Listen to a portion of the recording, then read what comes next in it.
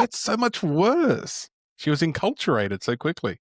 We have a huge problem with tall poppies. I wouldn't call it that, but I can imagine what you mean. I Yeah, mean, yeah, that's like we basically. actually, Commonwealth nations, we have a phrase for it. We're so good at it. We're so well versed in it. And I know it comes from being descendants of British people, is anybody that rises above, we want to chop them down really.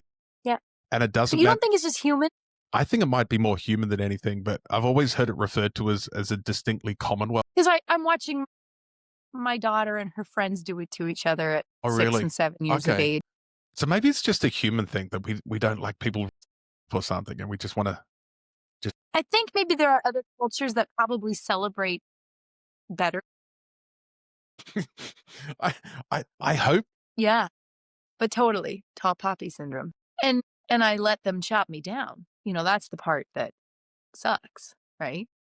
She could have it could have I could have just let that be water off my back, and I didn't.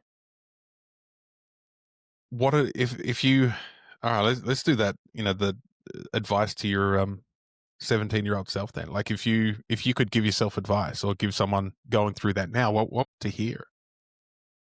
Or what would you have wanted? It's interesting because I remember my mom saying all the right things, right? I talked to her about it and she was, tall poppy syndrome, we can name it whatever it is, right? She's jealous, she loves you, don't worry, all those things. What I really needed was someone to sit with me and look at why I was having the success I was having so that I could figure out how to replicate it down the road. That losing myself in 40,000 people was not going to be the solution to to getting where I wanted to be.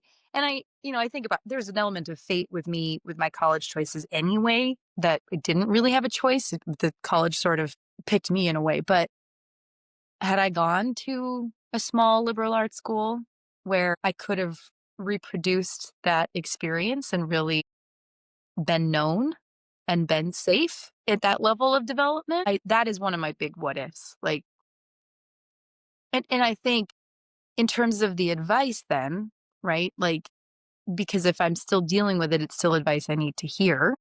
It's how do I make this feel? This is actually really valuable. How do I make this moment feel as safe as possible so that I can show up as fully myself in my big poppiness, whatever it is, and thrive? And that's a really interesting question. Like, how do you make it small enough to feel contained and safe and held? I'm just going to let that question linger a bit, because you're right. I'm now thinking about a whole bunch of things in my life as well. Like how do I allow myself to be big? Mhm. Um, after I had the strokes back in start of 2017, they made t-shirts to sell at the Arnold Classics. They brought me out for it. That was really cool, and I didn't ask them to do that, and I didn't ask them to put anything on the t-shirt. So it was very interesting to see what they with, and so they came up with large Mm. emblem that they created. It was cool, and I love that.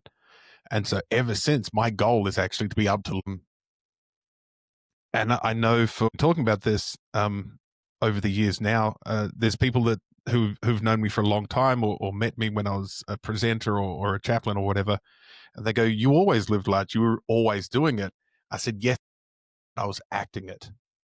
I Mhm. wasn't living it. I wasn't inside me doing it. I couldn't feel it didn't feel that it was coming from a safe place that I could be unquestionably large and loud and have opinions and be funny and tell jokes and things that I love doing and do the things that bring me joy and bring joy to the world." But I wasn't connected to it. And so now I think developing that connection, and this is a lot of what we're doing with the podcast as well, is like how do we bring out the thing that is most unique about every individual and celebrate, sit with it, and just to be happy sitting with it. Because I think, at least for me, stories like this is how we start to develop